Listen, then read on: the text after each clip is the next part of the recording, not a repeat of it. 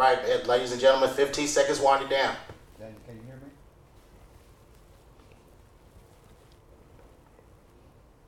Can you hear me? Wow, really? Yeah, can you hear me? So is this gonna be 5 seconds, 4, 3, 2, 1. We are live. Time for new flavor in your ear. I'm kicking new flavor in your ear. Max brand new flavor in your ear. Drake Max, 1,000 degrees. You'll be on your knees and you'll be burning, begging, please. Brother Freeze, man's disputed and deep-rooted. Folks smoke that leaves your brains booted. This bad MC with stamina like Bruce Jenner. Other winner takes for MCs for dinner. all right. Crazy like that glue. That thing that you can Rose City Gumbo, we back. Can you believe it? It's been 3 months, y'all. Good Lord. Went by fast though. A lot has happened. But today, we want to just welcome you back. We're going to have a very enduring, blessed show. We have back with us the legendary DJ OG1, David Jackson in the house. And we're not going to focus on the music today. You guys see enough of that at the Blazer games, rocking the house during halftime, in between the mixes and everything, ups and downs. He's doing what he does on the ones and twos. But today, we're going to talk about David Jackson. So let's take our DJ OG lenses off and leave the music to the side and let's talk about some real issues. I want you to welcome to the show, David Jackson. How you doing, brother? Man, I'm good, bro. Man, it's good to see you again. Hey, man, good to be seen. No, for real. Now you say that with a passion, like it's for real.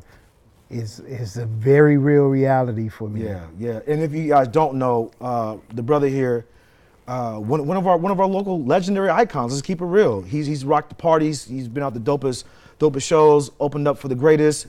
B-Speak, you know, producing artists upon artists, you know. But right now we're about to talk about some real human stuff, and we want you, Portland, to listen. You know, not with what you think you know about him, but just be ready to understand some things you don't know at all and what's been going on in his life on the health tip. What's been going on, brother? What's been happening with the cancer piece? Ooh, well, September of 2016, I went in for a routine checkup, you know, as advice from my doctor. And why did they want you to go in for the checkup? Just every hey, day, you, just you regular? turn. Okay. Yeah, you're at the age where you need to go get a routine checkup in terms of colonoscopy. Right.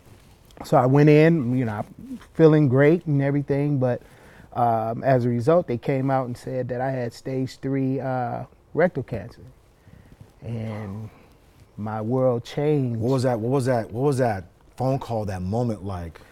Well, it was right to my face. Yeah. So it wasn't a phone call. It was like, Mr. Jackson, you have stage 3 rectal cancer. The good thing was that it hadn't spread or anything like that. And my response, stage 3 is up there though. Yeah. That's a blessing, man, that it wasn't progressive like that. Right. And I really didn't know how to respond. You know, I tell people all the time, I've been through so many things in my life that that was supposed to floor me, that this was just another thing that it was like, okay, so now what happens from here? That was pretty much my response. What needs to happen? And I went through chemo and radiation, excuse me, leading up to my surgery, which was in March of 2017. And so we're talking about just a short span of time. Yeah. We're talking about a very little span of time. Yeah. With the diagnosis, were they able to provide you with the origin, and did they look into your ancestry, your history, your hereditary? Definitely. They definitely said that it could be genetic, and which it does run in my family, which I didn't know it was as in my family as I found out later. Right. You know. So that itself took you on a little journey to do some investigation and look into your roots. Yeah, you know, it definitely opened up the discussion about, you know, why didn't I know this prior to, you know, because there probably could have been some preventative things that I could have done even prior to. But at that point, it was neither here nor there. It was really about, okay, what needs to happen? So when I went into surgery in March, everything appeared to be going great. They said the tumor had shrunk down, and so they just needed to remove it. I'd be out in a few days, ready to go. Right. Unfortunately, when I woke up, I lost total vision. I was blind. Brother, when you say you lost total vision, this wasn't a a progression. It's like your stuff was getting blurry and your very left peripheral. This was after the surgery. This was, I saw black. Wow. I heard voices, but I couldn't see. It wasn't even like, okay, things are kind of blurry. I can see maybe some images or movement. It was total darkness. All I could do is listen to voices. And then after a minute, those voices left, and I was, feeling that, as well as my right arm, my total right arm. I couldn't feel my right arm in my hand. I could feel pain, but I couldn't feel it, like the touch. I could not feel the sensation of feeling in my arm, and I had no answers at the time. Well, is there a possibility that you can give us a small just snapshot of what was going on in your world around that time? Like, we know you were doing your thing. It was basketball season. Yeah, at that time, I mean, we get ready to go into playoffs. Yeah. We get ready to go into playoffs, and things are, you have a book, you're producing music. I'm doing a lot of things. I'm getting ready to go on, some international tour stuff. A lot of things were going on, a lot of good things. I was at the same time working with the state in terms of working with young men coming out of incarceration, trying to transition into, back into society. So, that was the community piece I was really actively involved in. Because you've been doing the mentorship thing for quite a while now. Yeah. And so when this happened to me, my world totally took an immediate stop. Yeah. For the first time in my life, I've had surgeries before. I've had a back surgery. I've had, knee, ankles, Achilles, all that type of surgery. But none of them were to the point where it kept me where I was totally stopped. This one stopped you. This one right here was like totally stopped. So with the iconic position that you have in the community, the city, and the nation through music. Let's keep it real through music. Your mentorship in the athletic world. What is the mindset that if you were to tell a person that's going through this, what kind of mindset did you have to embrace to pull yourself through? Because I know you're the support piece. I know there's Mrs. Jackson, right? Yeah, that's my, Yes. that's my best friend, and my wife has been with me through a lot of other things. Yes. But this was the first time that our life was being taken to another level. And in all honesty, I was vulnerable. I've always felt like I was in a place where I can get through some things, but this was the first time in my life where it was nothing that I could do. Right. Like I couldn't barrel through not being able to see. I couldn't barrel through, okay, let me just get up on the turntables next week. Right. And I couldn't feel nothing in my arm. I couldn't move. Right. So it was the first time my life felt totally vulnerable. That's how a lot of people feel when they lose their strength, or a runner's ability to run, or a football player inability to tackle, get on the field, or suit up. Yeah. That psyche, man, and I know that your surrounding environment. You had a lot of support, man. When you put the post on Facebook, it was like the country going to war. So like people were like in awe and in shock, man, because of the years of class, character, community service that you've put out into the community, man. You got a lot of love back, and it was just time for you to feel some of that. But you personally, in your home, in the Jackson home, man, this last year has been an eye opener for me, because you're saying about the support, and even the posts, like, people were doing posts that I didn't initiate, right? In support of me. Yeah, in support of you, and absolutely. Because I'm a very private person. Mm-hmm. People see me as a DJ and it's stuff I do even out in the community. But when it comes to the things that I struggle with, a lot of times I'm very private. I've grown up to like, I just have to handle this. But again, for the first time in my life, this was a situation where David Jackson, OG1, could not handle this on my own. I couldn't barrel. So it was a chance, and I felt like, at the end of the day, it was God. It was God that shut me down and was like, okay, I need to sit you down because you're moving. You're doing a lot of positive things. It's not like I'm out there doing negative things. I'm doing a lot of positive things. Right. But one thing, because at the foundation of David Jackson, OG1, is my belief in God. Yes. And I always use the example now that it's like if you were my father, Yes. and I knew you were my father, and you, as my father, have groomed me and prepared me to go out in the world, and I go out in the world. And if people ever ask me, who's your father? I say, hey, Charles is my father. Right. Charles is my father. That's Right. my dad. But if someone say, when's the last time that you chopped it up with your dad? When's the last time you asked your dad for advice? And I had to like, oh, you're right. Wow. I'm doing a lot of great things, but I left my father out of a lot of things. I truly believe in what I believe, but there was a disconnect. And I felt like it was God that said, you know, I need to set you down, son. I need to set you down and put things in perspective. I need to let you see even the results of a lot of things you have done. I want to ask you, like, during that process, during that epiphany and that awakening, did the ego, David Jackson, the ego, like, try to, like, well, all of my fans and the people? No, I've never been that type of Awesome. person. You know, anyway, awesome. I truly value, I fear ever being that type of person. I truly fear that. But again, I felt like there was a disconnect from my faith, not in the sense that disconnect in terms of belief. It was that I was so much doing the good things that I disconnect. I wasn't staying connected spiritually to where I know my foundation was. And so I felt like all this stuff that has happened to me and the things that have come to light, everything from the community that have stepped up and supported me. Again, I've always been busy doing the work. Yes.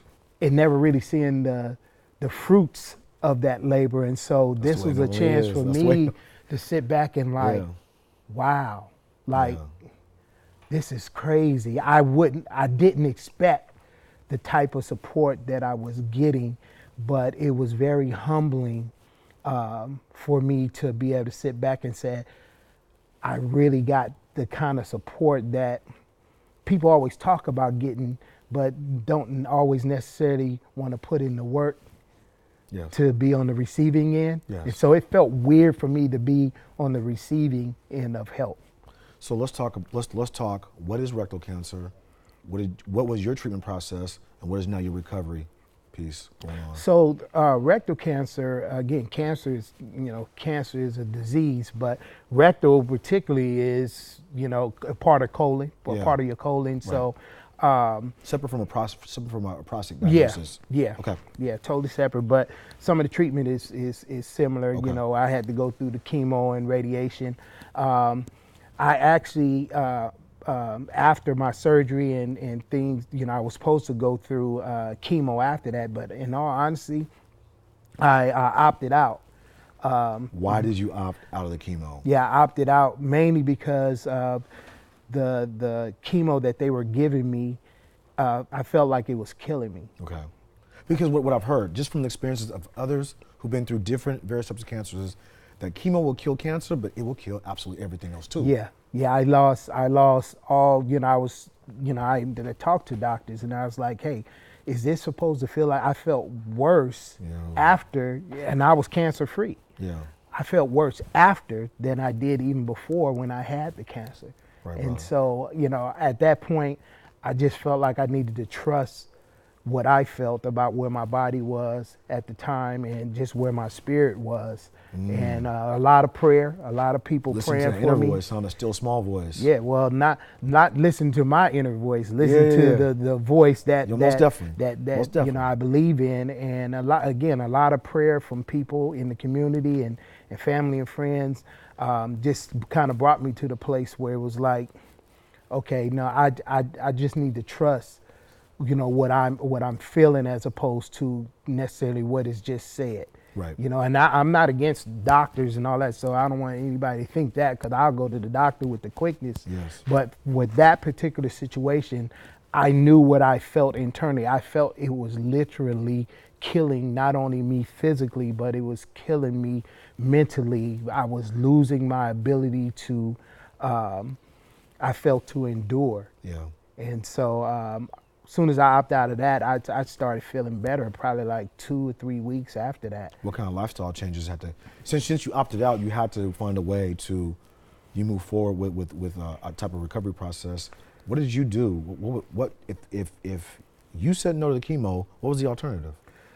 Well, the alternative, I mean, of course, I had to look at, how I was eating and things like that. And not that I ate super crazy even before that, but just really, again, just paying attention to my body. I'm still going through physical therapy, occupational therapy, all kinds of stuff, just getting everything from my eyesight to my functioning fully back into my hand and everything. Wow. But again, it was really about me paying more attention to me. But again, the biggest thing for me, it was the reconnecting spiritually. Absolutely. For me, really just getting back to the foundation of who I say I am and who I believe I am as relates to, faith and my connection with God. I had to get back. And again, not religion, because I don't subscribe to, systems, but I do totally subscribe to a real relationship with my Creator. Beautiful. And so I had to just get back to that and just kind of filter all the things that I do, be it business, be it, stuff in my personal life, because I tell you, it was a struggle. I've never in this last year gone through such emotional, spiritual challenge that I have in this last year in my entire life. Like when you talk about coming close to death, you've been through some things. Coming close to death, I know what that feels like. Right. Really, and I know when you get to that point where you're like, you want to check out and like, I'm done. Like I'm done. I've been to those points, and they were very real moments for me, which is why I'm so thankful to not only my wife, but all the people in the community that that didn't have to, but felt it in their hearts to send prayers and support for me, because I know those are the things that really got me through this time and continue to get me through the struggles, because I have to get up every day. I'm in pain every day. As I sit here and talk to you, my hand is on fire right now. Wow. And so I always have to wake up every day with a purposeful mindset on how I'm going to approach that day. And usually it starts with prayer and some, devotional time to my Creator, intentionally now. Yeah. And then, You're not doing it because you feel like you have to, do it because you really want to. I have to do it. Mm-hmm. I have to do it. Just like I feel is when I say I have to, it's just as real as when I wake up, I have to breathe. I have to intake oxygen in order to live for the day. I have to do this. Did this take away from your relationship with family members, or did this add, to the health of your marriage and to your family? Because I know you did a lot of work for years with autism and devoting time to your son and in his process and his path. But I know that this was your path. And did that, were they able to overlap and come together? And was there, you mentioned your wife, but there was no time of duress and stress. It was. Oh, definitely. To think about, my life went from me being the man of the house, handling everything financially and having that, responsibility, to now, my wife had to drive me all over the place. She had to change my poop bag. She had to wait on me as though I was an elderly person. Yes. As a man, you don't want to be in that position. You want to be at, hey, no, I got you. Right. I got you, babe. I got you. But she had to have me. Right. And it was nothing I could do. Yeah. Nothing I could do. And I appreciated it because I felt like it's taken my relationship with her to a whole nother space, that I thought we were great. We're about to go on 27 years of marriage, that's what I'm talking and we've about. been doing our thing, but I don't think we were prepared for what this situation, the level it took our relationship with, and I thank God that this did happen to me because it was a blessing in disguise. Looking back, do you feel you want to learn this lesson without the struggle? Oh man, of course. Of course. That's the cold way to level up, as the youngsters say. Do you want a whooping? Yeah. Or do you just want to, hey, I'll be good. Yeah. I'll be good. But, sometimes, I know me, I've had many occasions where, I'll get tunnel vision and the Lord had to come smack me up and say, okay, son, I sent you some warnings. And I'm so busy. And again, we're not talking about bad things. Yes. Even in the good things. I think about the story of Job a lot of times. Yes. He was a good dude in the eyes of everybody. Yeah. He got touched. The Lord allowed him to get touched. And so I look at that and I was like, I can't think that I'm no different. You kind of felt a connection there. I can't think that I'm no different. Now, when you in it, yes, absolutely. it's real. It's I mean, because I'm able to kind of, talk about it a certain way now. But I mean, man, when I say that I've had moments where it's like, I didn't think I was going to make it, man. And okay. Now that you said that, has the end game changed today compared to September, August of 2016? what do you mean? The goals. Yeah. I think Because you were on a crazy musical track. I mean, not just with the Blazers, but right. with the music you were producing. For me, it's like I think the difference is because like right now I'm in a very creative mode right now. Right. And I produce an album. I just released an instrumental album that's out now called Vibes, Instrumental Volume 1. Okay. I've been producing some artists, but I think now the difference is I used to just jump into things and just get going and get busy and I had these goals of success and these things, and all those things are great. I'm still driven, but there's a filter now. So now I before I jump, I'm taking steps back and really being more prayerful and really reaching out to people that I respect and getting more input about, okay, I'm thinking about this direction. What do you think, as opposed Absolutely. to just jumping? Absolutely. So there's that, again, when I say that pause, it's like, Lord, okay, here's what I want to do, but is this what you want me to do? Right. I would like to do these things, but is it where I'm supposed to go? And then all good things aren't necessarily good for me. Or at the time.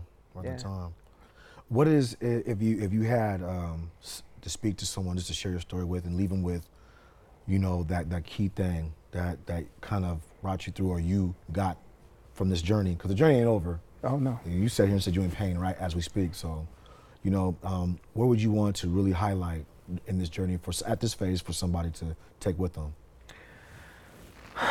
Man, keeping it 100, man. I mean, I know there's a lot of, philosophical perceptions and views about, spirituality, and people have their different beliefs. I can't speak nothing but Jesus for me, and I stand on that, and that's not, again, based on religion. It's based on real life situations. Yes. That I've gone through and I've gotten through because I made connections through prayer and things like that. Yes. And I tell people, find that type of foundation. Right. Find that is for me. Now, Yes. what other people, we could talk some peripheral, just stay positive and keep a good mindset. But guess what? I feel like I was the king of that. Right. But that didn't work when I was laying up in that hospital feeling like I was literally about to die, like my insides was about to explode. Just the positive mindset didn't work for me, man. Got you. I had to take it there, man. That was the only thing that got me through my situation. It's the only thing that allows me to wake up every day and see the light and see purpose in everything that I'm doing. Knowing that a lot of people out there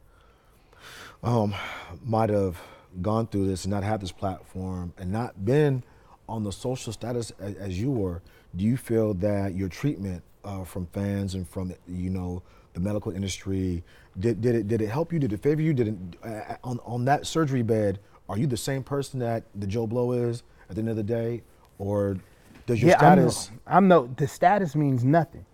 I didn't care about a status, right? Nothing. Being the best DJ or whatever the accolades that have been a part of my life, in that bed, didn't mean nothing. Yeah. I was dealing with the same struggle as the people that were in the rooms next to me. Absolutely. And me hearing them cry out at night, right, in pain, I could relate. But again, that part, I've always been that kind of person that has never looked at, okay, I'm here and I'm looking down on you peasants, and I'm right, I've never been. I've always, been a person that the person that is the person is the garbage man is just as important to me if I go meet the president. Right. It's just more people know the president. That's it. I don't want to go see the president there now, but not the city president right now. I'm cool. I pray for him. Please do. I pray for that dude. But no, I mean, I'm just the same as anybody else. Deal with the same struggles as everybody else. A lot of times people think because you're in the limelight or you have popularity, then that means you're inhuman. Right. Deal with the same struggles, the same doubts, the same insecurities as anybody else. It's just that I have some tools. Right. And those tools have come from being connected with people, being open to hear advice Absolutely. and wisdom from elderly people, man. and not being All closed. day. You can't tell me nothing. Oh, I yeah. always scared for people to say, you can't tell me nothing. Right. Because once somebody can't tell you something, then that's a pure sign that you're not going to grow, which I feel like if you don't grow, you die. It's as plain as that. I love it. So, man, we're about to throw in this. I know I wasn't focused on the music, but we're going to just do a little something before you get out of here, man. Okay. I know you got. Matter of fact, before we do the video, you're going to the Youth Summit. Yes. We gonna go turn up. Have some fun with the youngsters out there. Shout out to my people out there with Youth PDX, and we're gonna go have some fun out there, and and support and encourage the young people, because they could be doing a lot of other things, man. So anytime that I can, contribute to positive focus, then I try to do as much as I can. All right, we're gonna go to that jam you did with brother Ronnie Wright. Oh yeah, little B Speak, right? Is that what that is? B Speak Love. Yeah. Get that album. But David Jackson, aka DJ OG1. Thank you, man. We hope to do a part 2. Okay. Maybe get with Miss Jackson and dive more into the support piece and what's happening behind the doors of the Jackson home. So yes. Thank you, brother. We love you. Thank you. Thank you for having me. Thank you for coming. Thank you. All right, DJ OG1 we're gonna drop a sample of his Ronnie Wright with Ronnie Wright. It's called Beautiful. Okay, I messed it up. I'm sorry, y'all. But we got it right here. Hey, get your bookie, y'all. Get your bookie, y'all. Is you? Actually, I think that's a clip they did of me.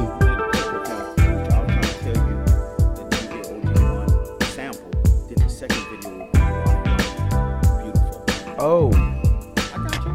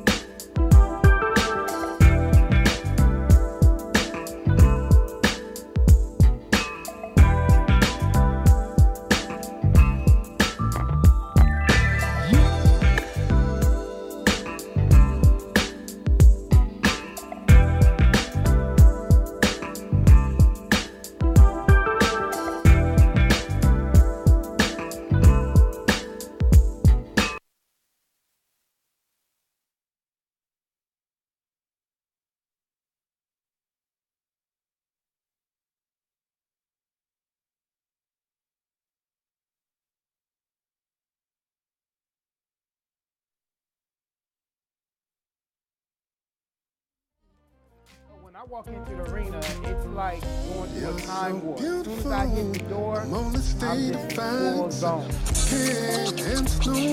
Setting up shop an hour before the start of every Trailblazer game.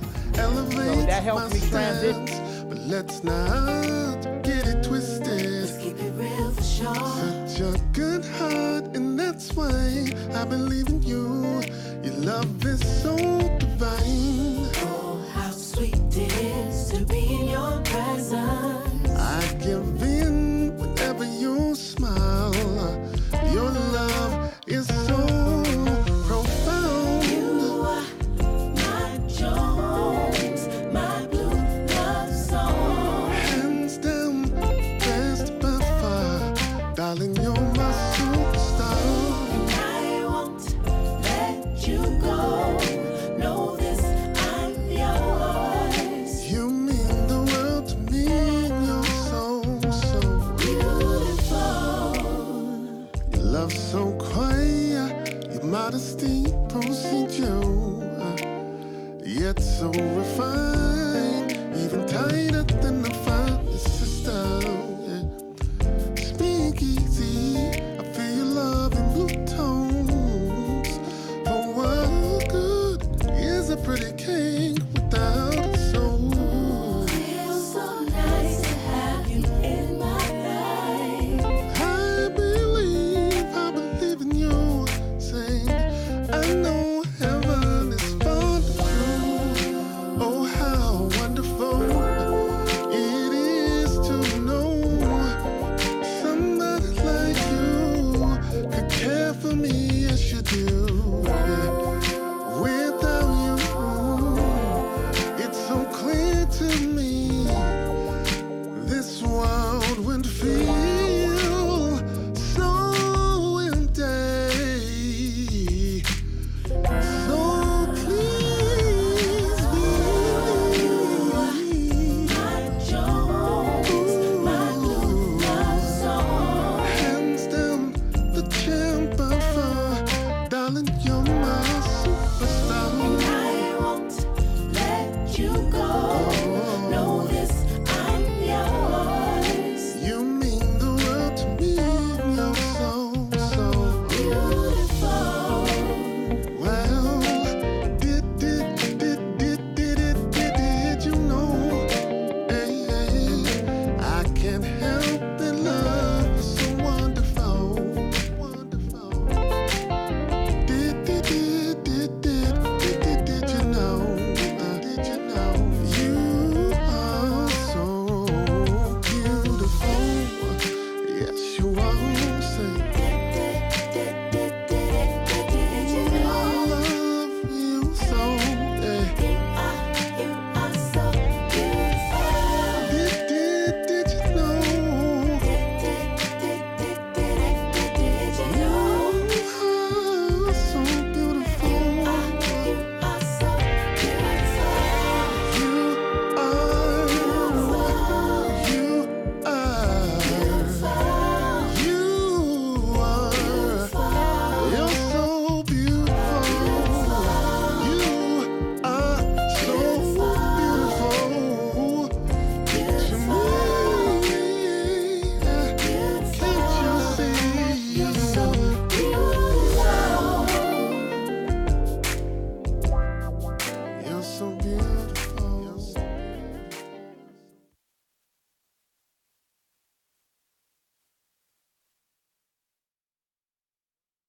If you're in the Rockwood, East Portland area, get out there to the Rockwood Blazers Boys and Girls Club. The youth summit is going down right now. We need y'all to get out there and support the movement. It's for you guys.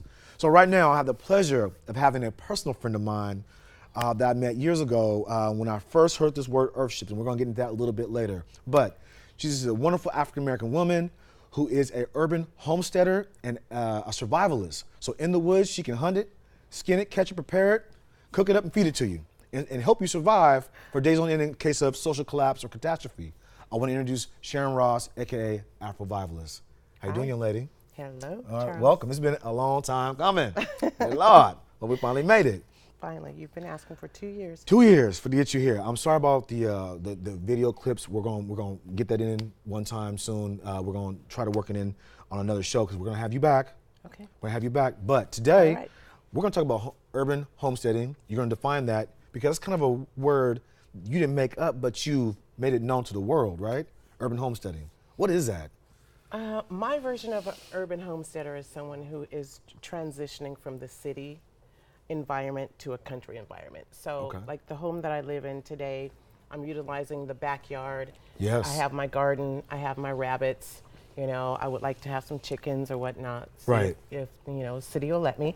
And just transforming it to be able to utilize that earth, you know, because Yes. people in the city don't use the land as much as they should, you know, as the people do when they're out in the country. Right. So utilizing more of the urban land for the good, you know, to, you know, raise your own meat, your own fruits, your own vegetables. Yes. And just go from there. Okay, so, but to back up, how did you become the Afrovivalist? Were you always an Afrovivalist and just the name kind of just was lit on top of the definition, or did you say, you know, I watched YouTube and I just want to survive in the woods? What makes you the No. Afrovivalist? I was my father's son, so Okay, I I get it. grew up a tomboy and, you know, doing all the things that little girls don't want to do.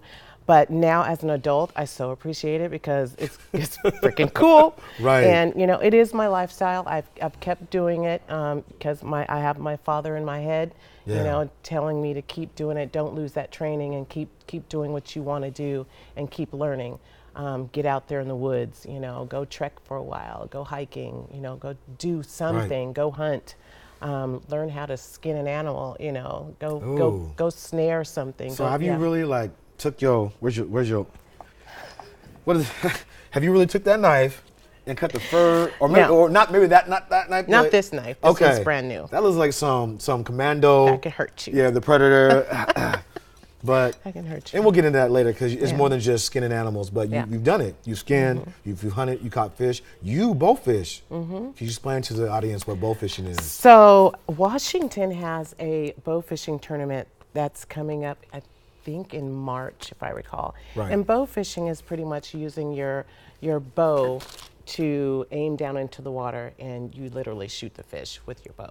Instead of snaring it with a hook, you're putting it. And then is there a cord tethered to your bow that you or another mechanism that you reel it in on? You reel it in. So there's a unit that you can put on your existing bow, and Right. it's the reel. So Okay. the arrow is attached to the rope or the string Right. or whatever you want to call it. Right. And then once the arrow is shot out, then you reel that back in. Oh so my it's gosh. a bow and a fishing rod at the same time. Since you're shooting the arrow at the fish, it's not catch and release, is it? Oh, no. They're done after that. They're done. They're done. They're done. Well, I want to go back into urban homesteading because we have a lot of stuff here. Yeah. I see cooking set. I see what looks like food, meat. She knows I eat more plant-based, y'all, so she messes with me. She says, I don't want no damn leaves. I want some meat. I want some meat. And then we have what looks like a gas mask from World War. What is this? What's going on It's here? a respirator mask. Okay, so it's part of the Afrovivalist. What am I looking at here? So you're looking at what came out of my bug out bag. Okay, that And- bag right here. yeah. Hold on, let me go around and get the camera to look at. Oh Lord, it's so heavy. Where we at? Right here, the bug out bag, y'all. And what is the definition of a bug out bag? Bug out bag is when I am not able to go back to my home, say there's an earthquake or whatnot, and my home has been deemed condemned. So I can't go. So that means I have to go find another shelter on foot, go find a place to stay. What And- if there's not a shelter? What do you do in that situation? I go to the woods.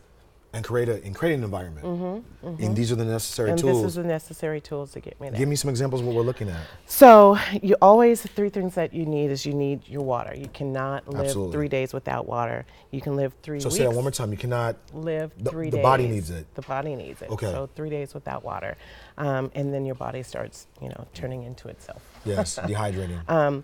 Then I have my life straw, just in case I run out of water. You know, I've got another option. In a life straw, you can literally go to a nasty, nasty puddle, Right. and stick this in there, and it will filter through and come out here with fresh water. Okay, so there's no wait time. You just Nope. suck, and here it comes. Yeah. Clean water. Yep. A dirty puddle that the tracks and tires and everything. Oh, but- it's awesome. okay. It's awesome. Life straw. Life straw. Let's look into what is this doohickey right here?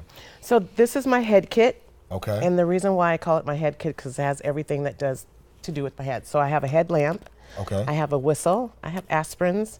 I have earplugs. Yes. And I think there's some more. Nope, that's it. So the headlamp, aspirins, a whistle, because if I get in trouble, if I want a bear stumbles upon me, I can use this whistle, and that whistle will scare the bear away. And also, or whatever animal it is at the time. or if you need to attract help. I mean, I'm only True. assuming I'm Yeah, very yeah. novice to this. Yeah, if I need help, also. And what do we have over here? So that is my personal kit, but I also utilize this on the outside because at night, if I need to walk around, I can turn these lights on and then, go my way. That way people can see me if I want to be seen. Now, if I don't want to be seen, then I just become the gray woman and I, it's just blend in with the crowd and go from there. So now were you, obviously Dad didn't have all these gadgets. No. Back when you first got your taste of being in the outdoors, but you've developed your method and your practice over time, which is the Afrovivalism, which is your persona. Building a brand on top of that. Do you ever just like take turns going out to nature and really practicing this stuff? I do. Are you kind of like just, in case it happens, you're in the city? Unfortunately, as you know, the last year I've been really, really busy trying to put Afrovivalist together and creating a sister site called Off-Grid and Urban Preparedness. That has kept me behind the computer, unfortunately. And this year, what's that website? Is that a Off-Grid and Urban Preparedness .com. .com. Yes. Okay, yes. that's your site. Yes. Okay. Yes. So I've been creating that and getting that site and getting the merchandise and materials for that site. So now, thankfully, this year, I actually get to go out and start doing videos. Okay. Yeah. Yeah, I heard you had a handsome young cameraman shooting your video. No, I was like, Stop it. So yeah, so I do go out. I haven't been out there as much as I have been wanting to. Oh, but you've logged many of the hours over the last years. So, okay, I'm going to take a little segue. We're going to come back to what we got in front of us because we got a ton of stuff in front of us we want to talk about real quick. All right. But I want to go and just talk about something very real. Are you sometimes the only chocolate drop that shows up to one of these outdoor events? Because when we think outdoors, we don't see you. Right. We don't see you. We see Duck Dynasty and Crocodile Hunter, may he rest in peace. But the bayou people, the swamp people, that's what I'm talking about, swamp people. My kid watches that all the time, swamp people. But we see you out there now. You're shooting, you're tagging those targets, you're getting that buck, you're bow fishing. What's the response from the stereotypical outdoors person when they see you pull up in Brutus in she got a big old man named Brutus that carries all her gear. And when they see you pull up and you coming out and saying howdy, what's the response? The eyes get big, mouth drop. Yeah. I get the "what is she doing here?" kind of thing. Sometimes it's open arms, but I use the phrase that my dad would say all the time. And as a kid, I never understood what he meant. And he would say, "I was the only fly in all that buttermilk." Okay. I didn't understand what he said, what that meant. You get it now. I get it now. You get it now. Because when I do go to events, I'm the only person of color. Right. I mean, the only person of color. Well, when we come back, we're gonna go to a video. But when we come back, let's talk about the energy that you're using into creating that brand and what you're doing with it going forward and how people can get connected to you. Okay. So we're gonna cut to a video right now. But we're with Sharon Ross, aka Afrovivalist, y'all. She's an urban homesteader, and she is an amazing person. Her website is what? Afrovivalist.com. Right there on the back. Afrovivalist.com. Bam, Afrovivalist.com. Go check her out. She's an amazing woman. Be right back. We're not coming back? No, not coming back. Your people just showed up. We can't do them. It's too late. We're gonna do Tunde and come back to her. Wait. Tell me Thank. you were with her last night.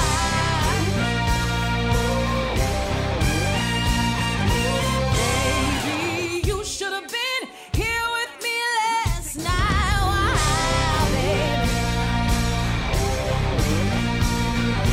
why was there $20 out of my purse missing? Tell me why. Asked you once, but you lied about 3 or 4 times.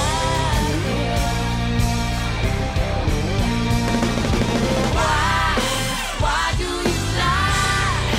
Why do you lie?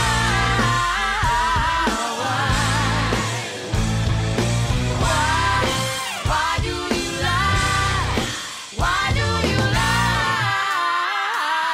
Why?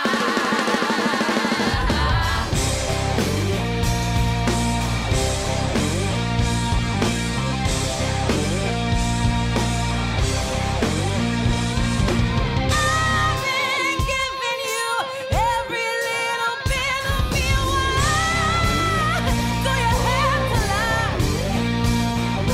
Now I see you tripping when I bought you them Jordans last week. Why do you got to lie, babe? I caught you now. You thought you'd be living this double life.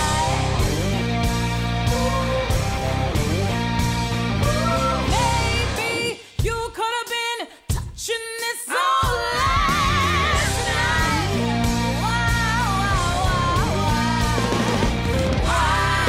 Why do you lie? Why do you lie? Why do you lie?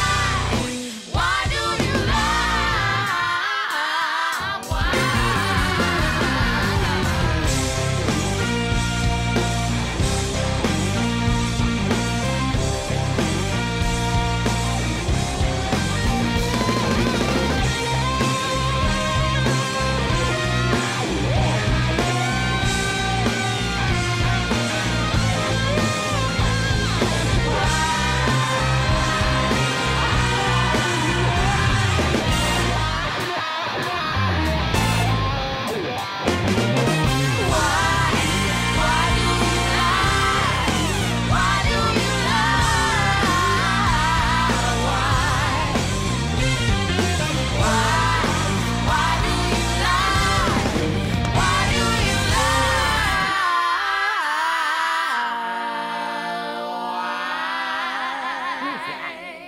I like it.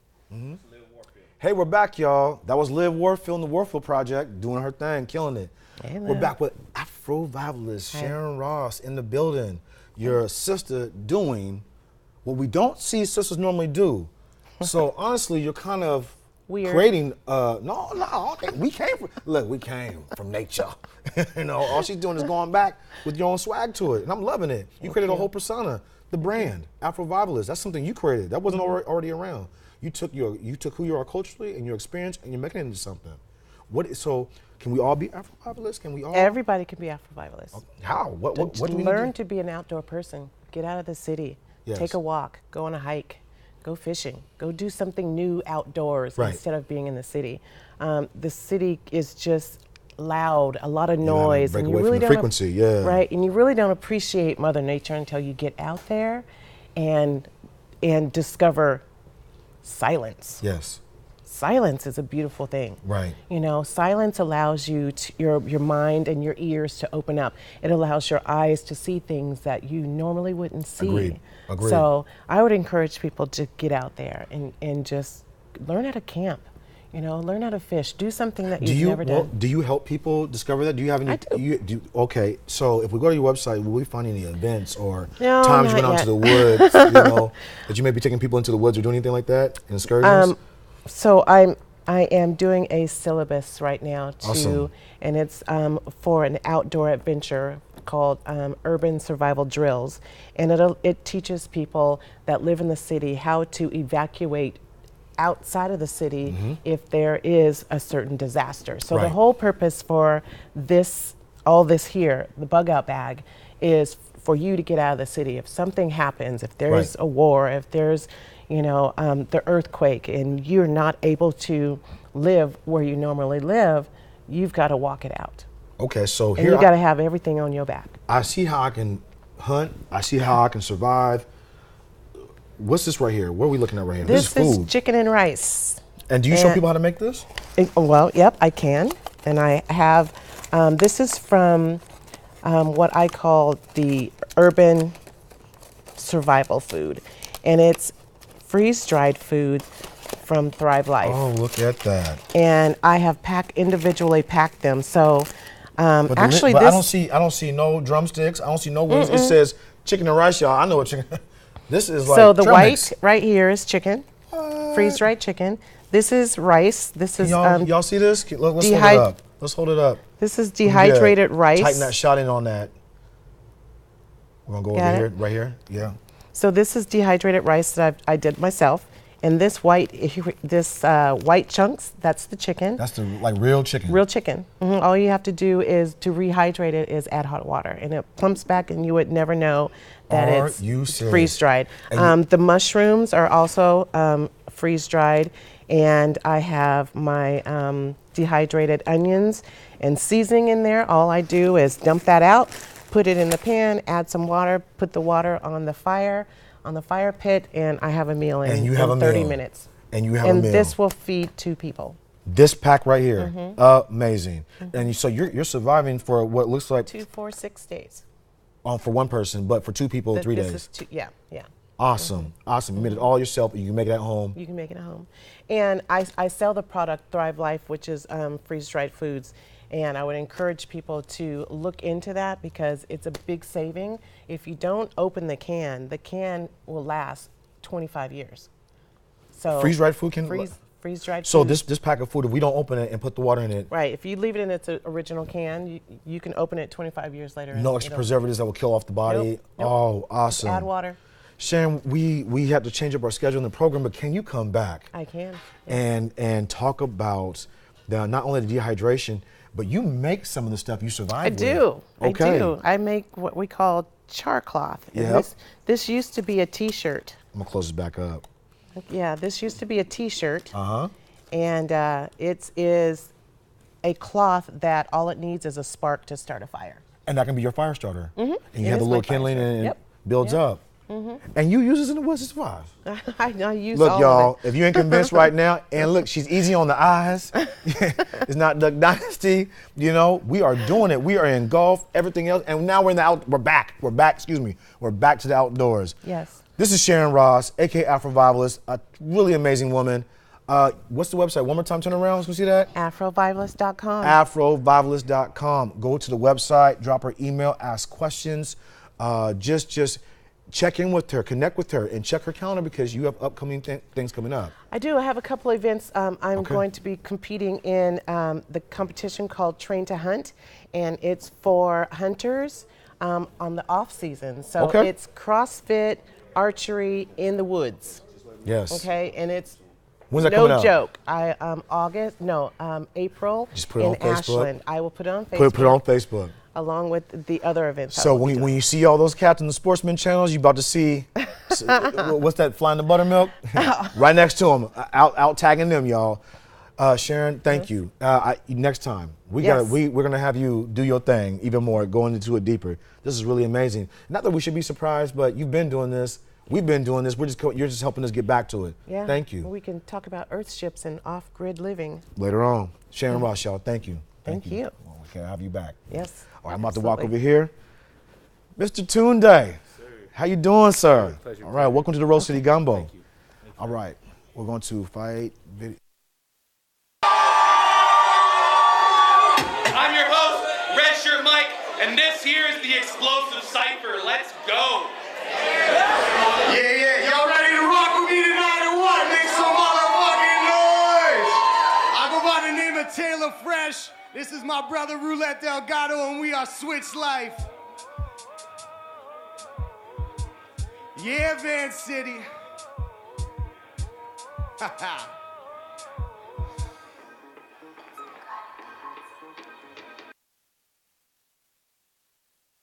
so sorry, brother. Hey, B, won't you tell them to come in?